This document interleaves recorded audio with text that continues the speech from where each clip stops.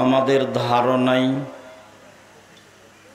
প্রায় মানুষই সঠিক আকীদার মানুষ, প্রায় মানুষই সালাত আদায় করে, সিয়াম পালন করে।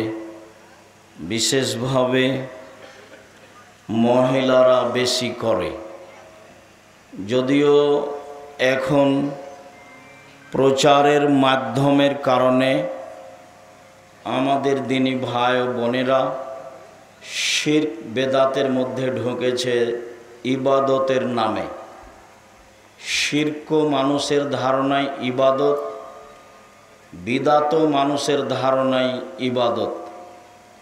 কেউ যদি বলে যে বিসমিল্লাহ এতবার বললে এত নেকি হবে, তাহলে এটা বিদাত হলো। এখন মহিলা বৈঠকে এরকমই কথা হয়, বা অমুক সূরা পড়লে এত নেকি হবে, ওরকম কথা তো আল্লাহ রসুল বলেননি।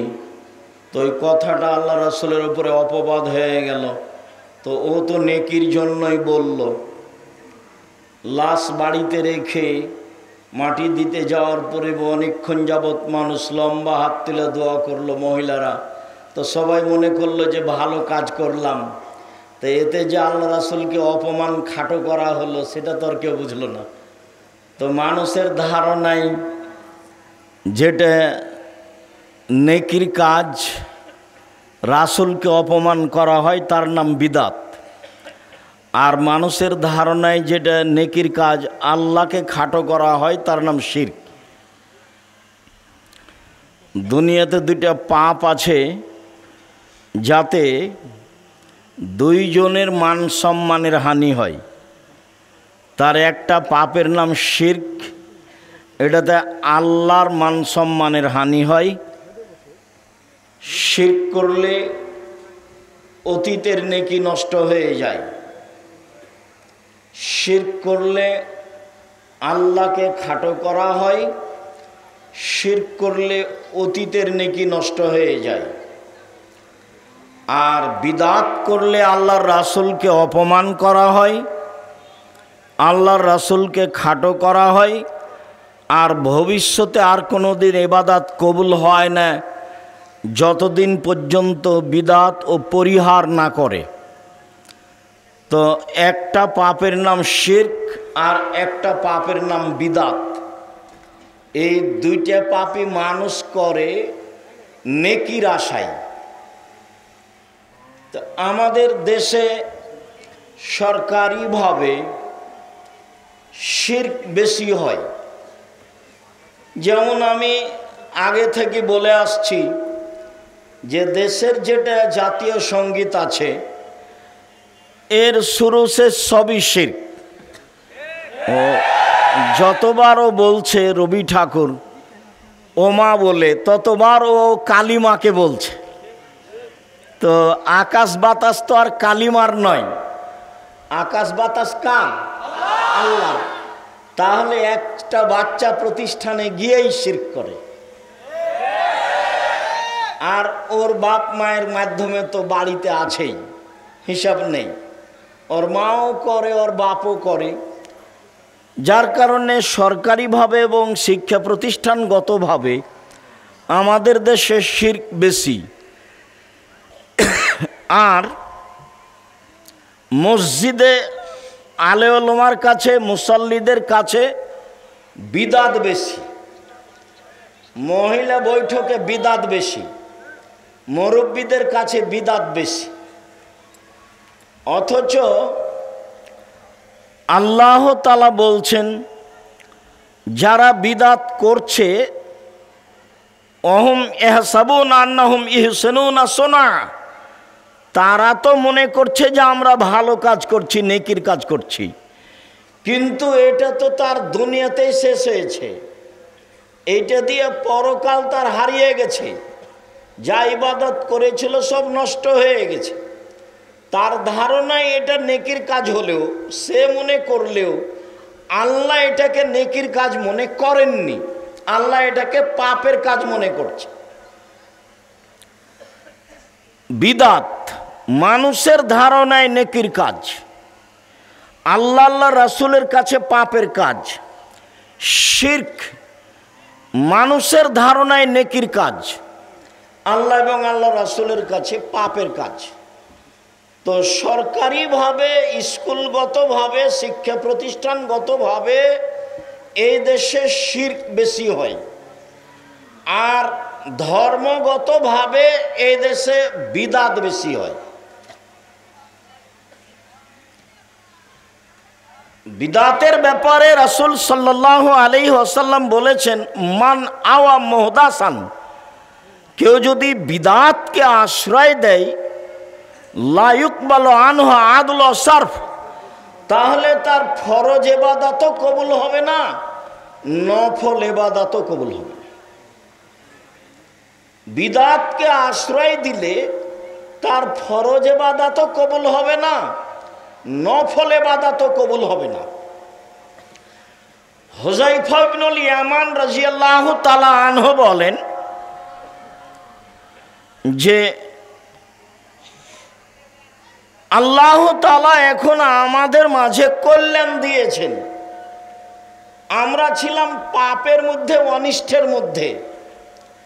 জনগণ আল্লাহ রাসূলকে জিজ্ঞাসা করত অনিষ্ট সম্পর্কে, অন্নাস ইয়াসালুনা আনিশ শাররি অকুনতু আসআলু আনিল খায়রি মাখাফায়দুরে কানি। জনগণ জিজ্ঞাসা করত রাসূল সম্পর্কে, পাপ, রাসূলের কাছে পাপ সম্পর্কে, আর আমি জিজ্ঞাসা করতাম আল্লাহ রাসূলকে, জনগণ জিজ্ঞাসা করতো আল্লাহ রাসূলকে কল্যাণ সম্পর্কে, আর আমি আল্লাহ রাসূলকে জিজ্ঞাসা করতাম অনিষ্ট, খারাপ সম্পর্কে। এই জন্য যে খারাপ যেন আমাকে ধরে না নেয়। তো আমি একদিন বললাম, আল্লাহর নবী, হাল যা বাদাল খায়রে মিন শাররিন, এখন যে আল্লাহ কল্যাণ দিয়েছেন, এই কল্যাণের পরে কি কোনো খারাপ আসবে? তাহলে নাম। তো আল্লাহ রাসূল বললেন, হ্যাঁ, এই কল্যাণের পরে খারাপ আসবে। তখন আমি আবার বললাম, আল্লাহর নবী, হাল বাদা যালিকা শাররি মিন খায়রিন, তো ওই অকল্যাণের পরে, ওই খারাপের পরে কি কোনো ভালো আসবে? তারা নাম ফিহে দেখানো, হ্যাঁ ভালো আসবে, তবে ভালো হলো ঘোলাটে। হ্যাঁ ভালো আসবে, তবে ভালো হলো ঘোলাটে। তখন আমি বললাম, ওমা দেখানো হোক, ঘোলাটে আবার কি জিনিস? দিন ইসলাম কি ঘোলাটে হয়? দিন ইসলাম কি ত্রুটিযুক্ত হয়? ওমা দেখানো হোক, ঘোলাটে আবার কি জিনিস? তখন আল্লাহ রাসূল বললেন, শোনো, কওমুন ইয়াস্তান্নুনা বিগাইরি সুন্নতি ওয়া ইয়াহদুনা বিগাইরি হাদিয়াতি, জনগণ আমার সুন্নাত ছেড়ে দিয়ে অন্য সুন্নাত ধরে নিয়ে বলবে এটাই রাসূলের সুন্নাত। জনগণ আমার আদর্শ ছেড়ে দিয়ে অন্য আদর্শ ধরে নিয়ে বলবে এটাই রাসূলের আদর্শ। জনগণ আমার সুন্নাত ছেড়ে দিয়ে অন্য সুন্নাত ধরে নিয়ে বলবে এটাই রাসূলের আদর্শ। আমার সুন্নাত ছেড়ে দিয়ে অন্য সুন্নাত ধরে নিয়ে বলবে এটাই রাসূলের সুন্নাত। খুব উল্টা কথা হলো, এটাই হলো ঘোলাটে। তো আমি বললাম, আল্লাহর নবী, এখানে আবার ফিরে আসব।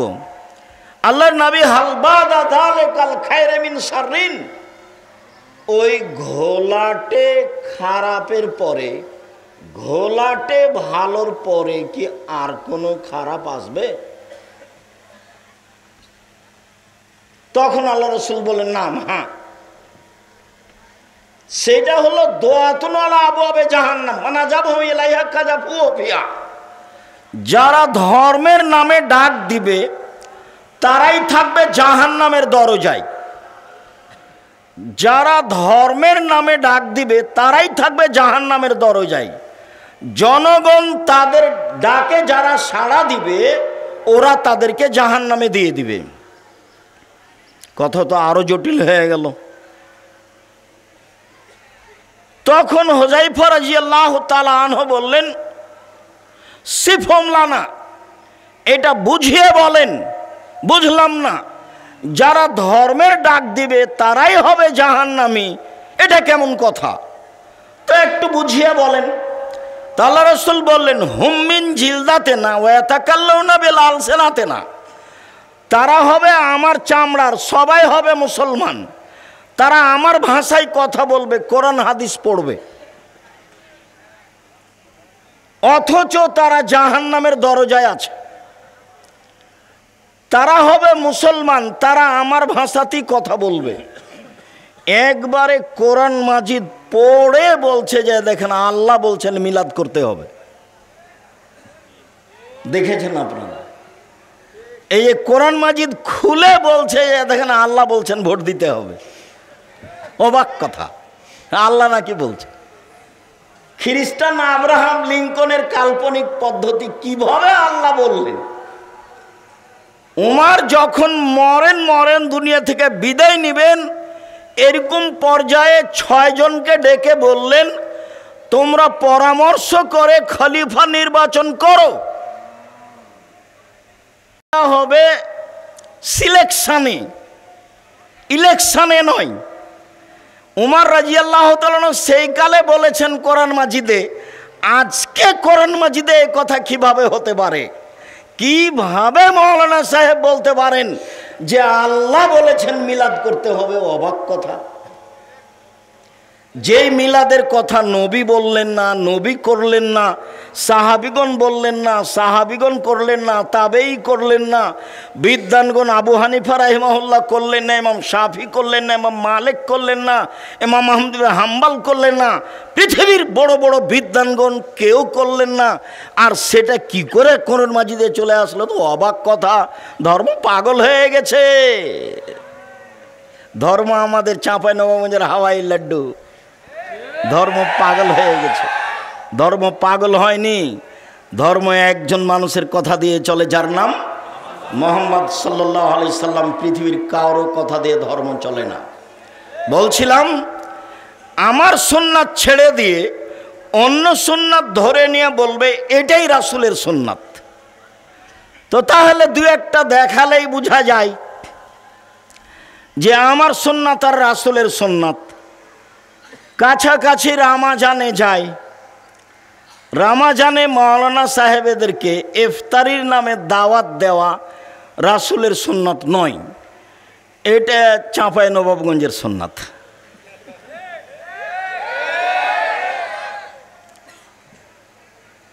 রমজান মাসে মসজিদে মসজিদে এইভাবে অনুষ্ঠান করা ইফতারির নামে, এইটা রাসূলের সুন্নাত নয়।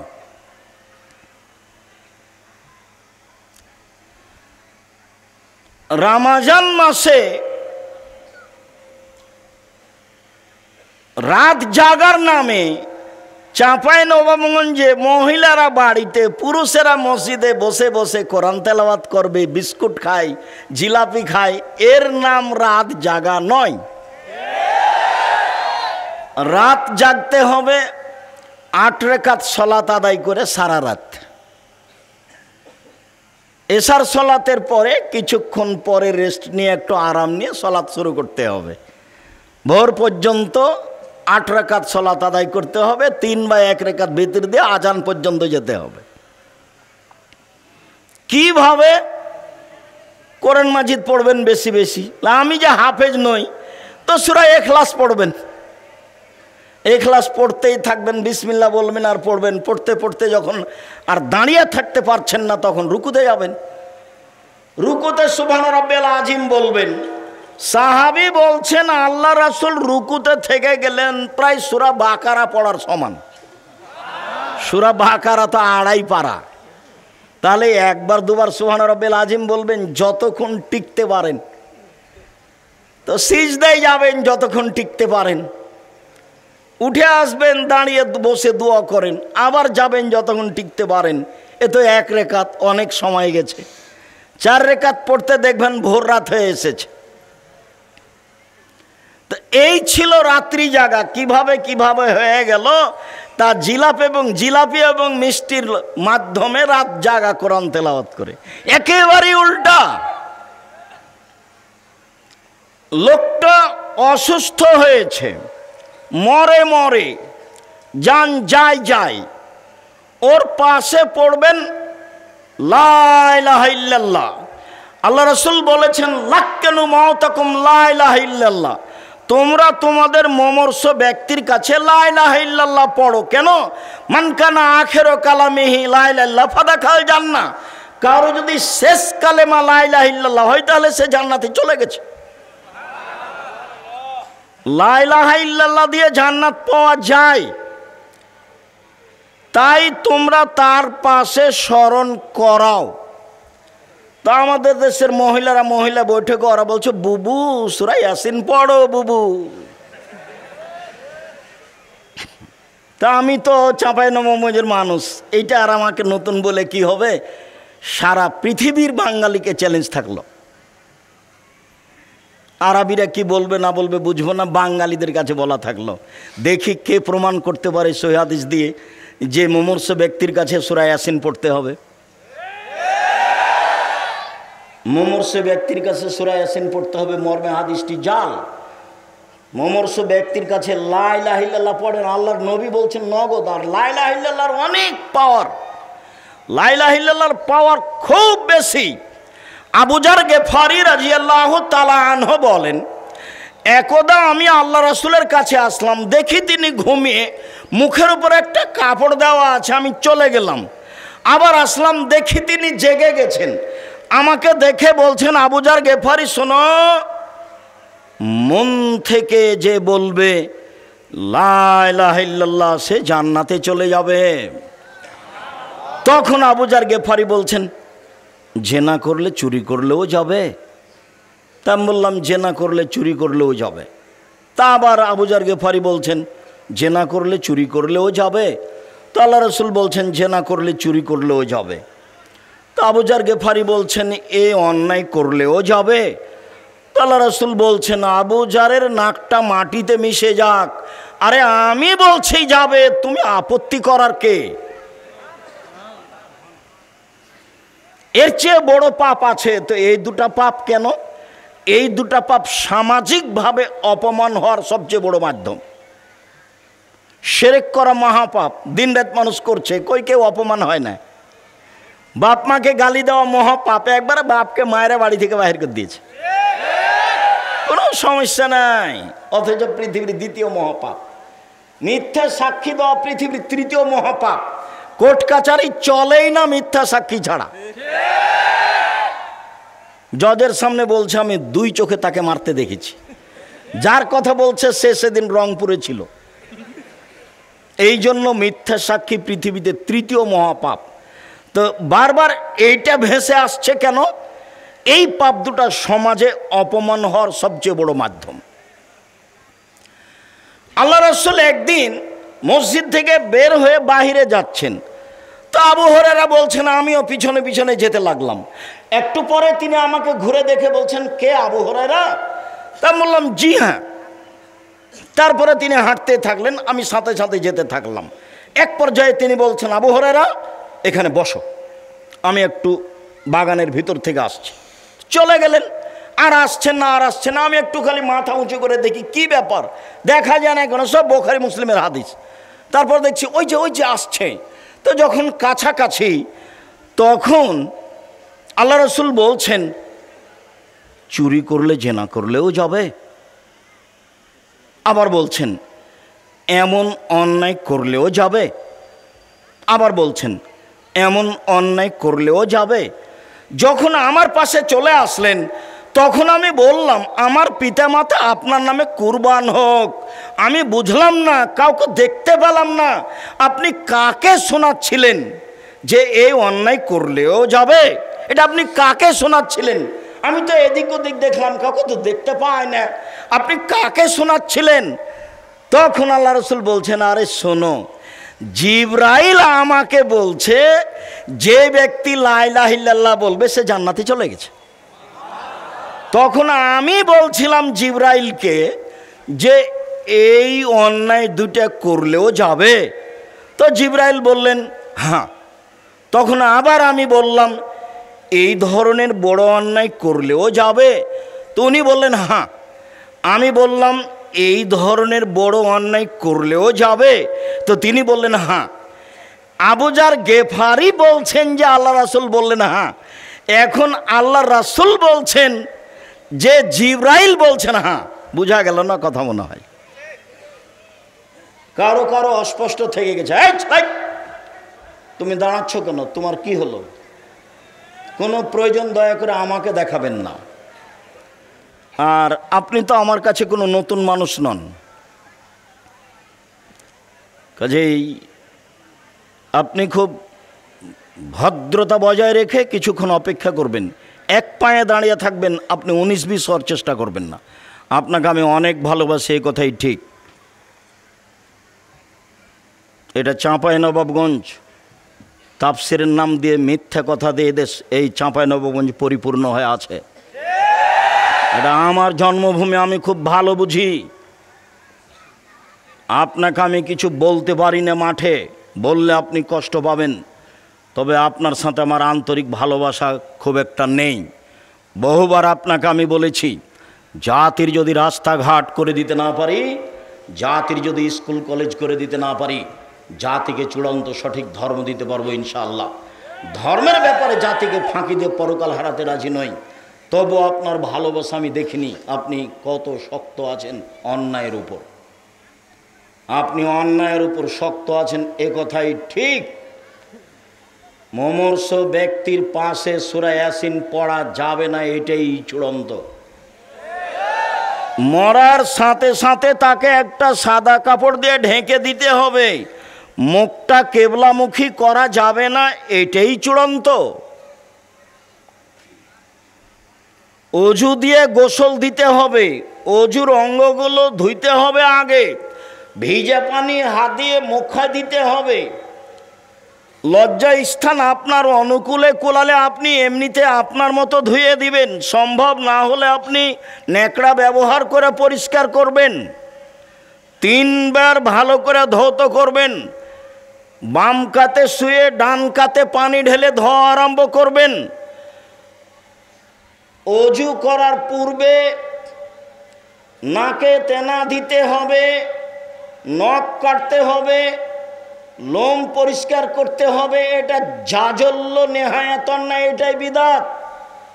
শ্বাস ছিল তখন এ বিধান ছিল, শ্বাস চলে গেছে, বিধান বন্ধ হয়েছে। ধর্ম নতুন করে দেখাবেন না। তার আগেই তোমার মায়ের প্রয়োজন ছিল দেখা, এখন তোমার মায়ের ওই বিলাপ করে কাঁদার কোনো প্রয়োজন নেই। শ্বাস চলে গেছে, ধর্ম বন্ধ হয়ে গেছে, এখন পরিষ্কারের কোনো সুযোগ নেই। এখন অজু দিয়ে গোসল দিতে হবে, এটাই চূড়ান্ত। গোসল দিয়ে হাত দুটি 2 পাশে রাখতে হবে, কাফনে উঠে। কাপড়ে 3টে কাফনের কাপড় হতে হবে। মহিলাদের 5 কাপড়ে কাফন দিতে হবে, হাদিস ঠিক নয়। পুরুষেরও 3টা, মহিলারও 3টে। ছোট বড় কি? ছোট বড় করেন, সমান করব কি করেন, তাতে আসে যায় না। 3টা কাপড় বিছিয়ে দিয়ে লাশকে গোসল দিয়ে ভালো করে মুছে দিয়ে আপনি কাপড়ের উপরে তুলে দিয়ে বাঁধনগুলো দিয়ে দিবেন। এরপরে গায়ে গোলাপ জল ঝুটাতে হবে, এ কথা নয়। পানিতে গোলাপ জল ঢেলে দিতে হবে, এই কথা। বড়ই পাতা পানিতে দিয়ে গরম করে গোসল করানো যায়। এখন সাবান ব্যবহার করছে, কোনো সমস্যা নেই। সাবান ব্যবহার করার পরেও বড়ই পাতা গরম পানিতে দিতে হবে, প্রয়োজন নাই। বেশি পরিষ্কারের জন্য এটা করা হয়েছে। সুন্নাত পালন করো তো বড়ের পাতা, বোরের পাতা ডাল পানিতে দিয়ে পানি গরম করে গোসল করান, এটাই ভালো। গোসল শেষে আশেপাশে মহিলারা বসে চিল্লাচিল্লি করবে, কাঁদবে, দোয়া করবে, একেবারে স্পষ্ট বিদাত। ধর্ম এরকম নয়। জানাজা সামনে রেখে ইমাম সাহেব শুধুমাত্র বলবেন ঋণের কথা। ঋণ থাকলে জানাজা হয় না। আল্লাহর নবী এমন জীবনে কোনোদিন পার হয়নি যেদিন যে ওয়াক্তে তিনি সালাম ফেরার পূর্বে এই কথাটা বলেননি, আউযু বিকা মিনাল মাসামি ওয়াল মাগরাম, আল্লাহুম্মা ইন্নী আউযু বিকা মিন আযাবি জাহান্নাম, আউযু বিকা মিন আযাবিল কবর। এই দুয়ার শেষে আছে, তোমার কাছে বাঁচতে চাই বড় পাপ হতে, তোমার কাছে বাঁচতে চাই ঋণ কর্য হতে, তোমার কাছে বাঁচতে চাই বড় পাপ হতে, তোমার কাছে বাঁচতে চাই ঋণ কর্য হতে। কে বলল আপনাকে ব্যাংকে চাকরি করায় আপনার অপরাধ? এই দেশে ধর্মীয় কোনো ব্যাংক নেই রাসূল সাল্লাল্লাহু আলাইহি সাল্লামের পদ্ধতিতে, আবার সেখানে চাকরি করেন খুশি মনে, আবার সেখানে ঋণ তুলে বাড়ি করেন, বউয়ের ছেলে মেয়ের থাকার জায়গা করেন। ধর্ম চাকরি করায় অপরাধ, আবার ঋণ নিয়েছেন, এটা অপরাধ থেকে অপরাধ। আপনার জানাজা হবে না। দেখি কে প্রমাণ করে দিতে পারে আপনার জানাজার বৈধতা। সারা দুনিয়ার হচ্ছে যে চোরেরও তো হচ্ছে। কোরআন হাদিস দিয়ে বৈধতা প্রমাণ করতে হবে। আল্লাহ রাসূল বলছেন, এই শোনো, তোমাদের এই লোকের ঋণ আছে কি? জি, তাহলে আমি গেলাম। এই শোনো, এর ঋণ আছে? জি। কে পরিশোধ করার আছে? বলে আমি দিব। ঠিক আছে। জানাজার আগে চেয়ারম্যানের বক্তব্য, মেম্বারের বক্তব্য, এমপির বক্তব্য, সভাপতির বক্তব্য সব হারাম, কেউ মুখ খুলতে পাবে না। এখানে এসে ধর্ম প্রচার কিসের? এখানে এসে নির্বাচন কিসের? নিজের পাতা পড়েন, নিজের পাতা পড়েন। লাশকে সামনে রেখে কোনো কথা চলবে না ঋণ ছাড়া। কাঁধে করে লাশ নিয়ে যাবেন, পা আগে না মাথা আগে বিবেচনা নেই। কে যাবে আগে কে যাবে পরে কোনো বিবেচনা নেই। রাস্তায় খাট নামাতে হবে হিসাব নেই, কাঁধ পরিবর্তন করতে হবে হিসাব নেই। প্রয়োজনে 10 বার কাঁধ পরিবর্তন করুক, তাতে আসে যায় না। যেই দিকে পা থাকে সেই দিক থেকে লাশ নামাতে হবে, পশ্চিম দিক থেকে নয়। বিসমিল্লাহ আলা মিল্লাতে রাসূলিল্লাহ সাল্লাল্লাহু আলাইহি সাল্লাম বলে লাশ নামাতে হবে। হাত দুই দিকে থাকবে, বুকের উপরে রেখে নামাজি দেখানো যাবে না, এটা বিদআত। দুই পাশে হাত রেখে আপনি কাফনটা পরাবেন। এবার এখন আপনি কবরে নামাচ্ছেন, পুরো লাশটাকে ডান কাঁধে রাখতে হবে, কবরের ওয়ালের সাথে লাগিয়ে দিয়ে ডান কাঁধে করতে হবে। চিৎ করে রেখে মুখটা কেবলামুখী করতে হবে। কেবলামুখী করলে মানুষ ডান কাতে শয় না। যখন মানুষ ঘুমাতে যায় ডান কাতে শয়, তখন কি কেবলামুখী করলেই ডান কাত হয়ে গেল? না ও নিজে ঘুরে তার নাম ডান কাত? নিজে যখন কাত পরিবর্তন করে তার নাম ডান কাত। ডান কাতেই লাশ রাখতে হবে, এইটাই হিসাব। 3 অঞ্জলি মাটি দিতে হবে, কথা শেষ।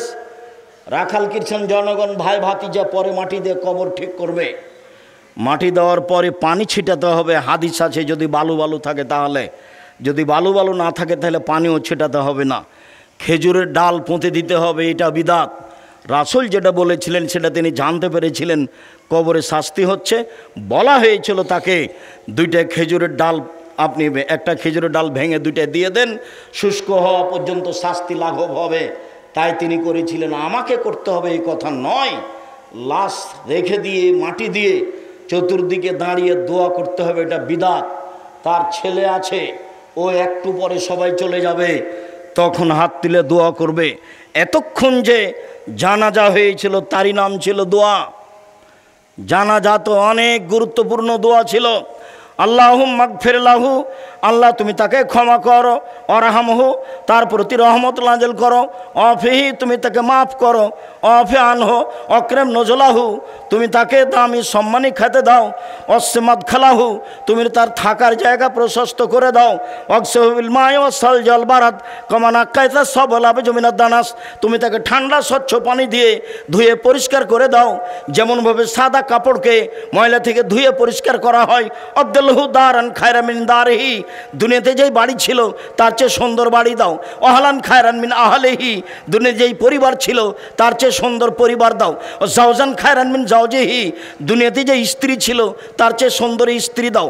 আদখিলুল জান্নাহ তুমি তাকে জান্নাতে প্রবেশ করাও। ওয়াইদুমিন আযাবিল কবর ওমিন আযাবিন নার তুমি একে জাহান্নামের শাস্তি থেকে বাঁচাও, একে তুমি কবরের শাস্তি থেকে বাঁচাও। এটি ছিল জানাজা। তো এখন সবাই মিলে হাত তুলে দোয়া করছেন, এখন তো বিদআত হলো। এটা আপনি তার উপকার করলেন কি দিয়ে? আল্লাহুম্মা গফিরলি হাইয়িনা, আল্লাহ যারা আমাদের জীবিত তাদের ক্ষমা করে দাও। ও মাইয়েতেনা, যারা মারা গেছে তাদের তুমি ক্ষমা করে দাও। ও সাগিরেনা, যারা আমাদের ছোট তাদের তুমি ক্ষমা করে দাও। ও কাবিরেনা, যারা আমাদের বড় তাদের তুমি ক্ষমা করে দাও। ও যাকারেনা, যারা আমাদের পুরুষ তাদের ক্ষমা করে দাও। ও উনসানা, যারা আমাদের মহিলা তাদের ক্ষমা করে দাও। যারা জানাজা এসেছে তাদের ক্ষমা করে দাও, যারা জানাজা আসেনি তাদের ক্ষমা করে দাও। একবারে গুরুত্বপূর্ণ দোয়া পেশ করা হয়েছে। আপনি এখন বেদাত করলেন কেন?